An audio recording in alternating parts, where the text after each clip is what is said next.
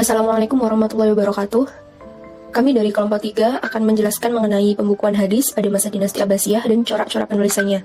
Sebelumnya, saya akan mengenalkan anggota kelompok terlebih dahulu. Yang pertama, Amalia Naimah, NIM 43040210025, Lihat Uswatun Hasanah 4304240210086, Ayuda Maharani 43040210156. Baik, mari kita ke pembahasan. Yang pertama, periode pengumpulan hadis. Sebagai sumber hukum Islam, hadis telah melewati proses sejarah yang sangat panjang. Menurut Syekh Abdul Ghaffar Ar-Rahmani dalam pengantar Tadwin atau pengumpulan hadis, proses panjang penjagaan dan pemeliharaan hadis berlangsung melalui 3 cara, yaitu umat yang mengamalkan hadis tersebut, hafal atau hifzun dan tulisan atau kitabah, serta periwayatan dan pengajaran. Dengan metode-metode tersebut, pengumpulan, pengklasifikasian, tabwib atau penyusunan formasi, dan penulisan hadis dibagi menjadi 4 periode.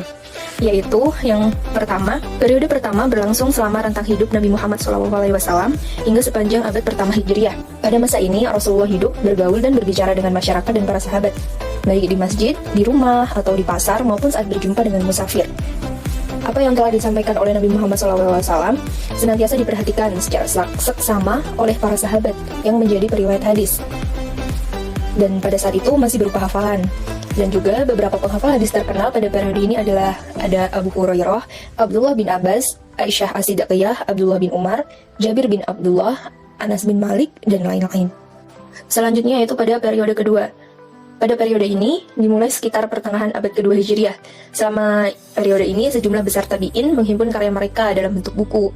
Beberapa penghimpun hadis pada periode ini adalah Muhammad bin Syihab Az-Zuhri. Dia itu dianggap sebagai ulama hadis terbesar pada zaman ini. Dan juga ada Abdul Malik bin Jurayj, Mu'ammar bin Rashid, Imam Sufyan Ats-Tsauri, Imam Muhammad bin Salamah, Abdullah bin Al-Mubarak, dan Malik bin Anas. Dan di antara karya tulis pada periode ini adalah Al-Muwatta, karya Imam Malik. Dan yang selanjutnya yaitu periode ketiga. Periode ketiga ini dimulai pada abad kedua Hijriah hingga akhir abad keempat Hijriah. Ketika hadis-hadis Nabi, atsar sahabat, dan akwal atau ucapan tabi'in dikategorisasikan, dipisahkan, dan dibedakan. Selain itu, riwayat-riwayat yang makbulah atau diterima dihimpun secara terpisah dan buku-buku dari periode kedua diperiksa kembali untuk diautentifikasi. Dan juga pada periode ini pula hadis-hadis dipelihara dan dijaga. Hal itu diwujudkan para ulama dengan memformulasikan ilmu-ilmu yang berkaitan dengan hadis hingga menghasilkan ribuan buku mengenai hadis. Salah satu penyusun hadis yang berasal dari periode ini adalah Imam Ahmad bin Hambal pada tahun 164 sampai 241 Hijriah. Beliau menyusun kitab Musnad Ahmad yang berisi 30.000 hadis dalam 24 juz. Dan yang keempat yaitu periode keempat. Periode ini dimulai pada abad kelima hingga hari ini. Karya-karya yang dihasilkan dalam periode ini antara lain penjelasan atau syarh, catatan kaki atau hasyiah, dan penerjemahan buku-buku hadis ke dalam berbagai bahasa. Pada periode ini pula, para ulama menyusun kitab hadis dengan mencuplik dari kitab-kitab yang pernah disusun pada abad ketiga. Ulama hadis selanjutnya lalu menyusun syarh atau penjelasan dari buku-buku penjelasan hadis di atas. Misalnya, Muhammad Ismail As-So'ani menulis kitab Subulus Salam Syarh Bulughul Maram yang berisi penjelasan kitab-kitab karya Ibnu Hajar Al-Asqalani, atau Nailul Autor karya Odi Asy-Syaukani yang memuat penjelasan dari kitab Muntaqa Al-Akhbar. Dan masuk ke pembahasan kedua, yaitu kodifikasi hadis pada masa dinasti Abbasiyah.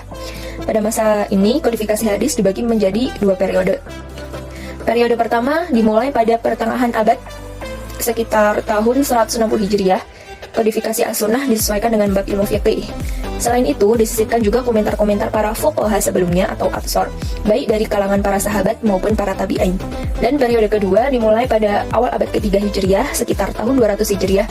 Kodifikasi ini tanpa disertai komentar-komentar para ulama. Dan pada periode kedua ini, sistematika penulisan hadis dibagi menjadi 2 tahap.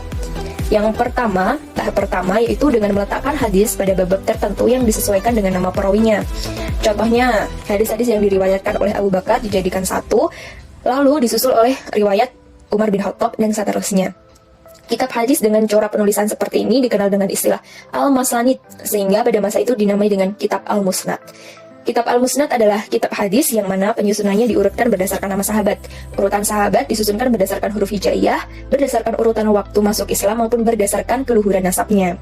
Kitab Musnad yang paling masyhur dan paling tinggi martabatnya itu Al-Musnad karya Imam Ahmad bin Hambal.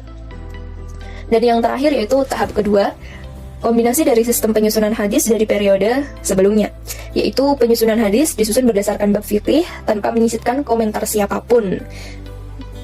Pada tahap periode ini terdapat dua pakar hadis ternama, yaitu Abdullah Muhammad bin Ismail al-Bukhari atau Imam Bukhari dan Muslim bin Hajjaj al-Naisaburi atau Imam Muslim. Dari pembahasan di atas dapat disimpulkan bahwa periode pengumpulan hadis pada masa dinasti Abbasiyah dimulai pada abad kedua Hijriah. Penjagaan dan pemeliharaan hadis berlangsung melalui 3 cara, yaitu umat yang mengamalkan hadis tersebut, hafalan atau hifzun dan tulisan kitabah, serta periwayatan dan pengajaran.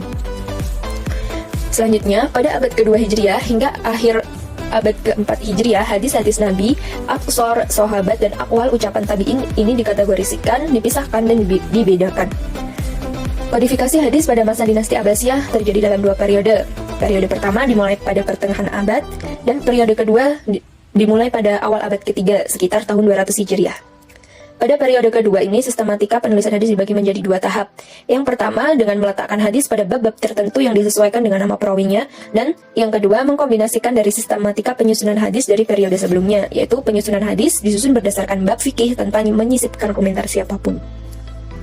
Sekiranya itu saja yang dapat kami sampaikan, kurang lebihnya mohon maaf. Wassalamualaikum warahmatullahi wabarakatuh.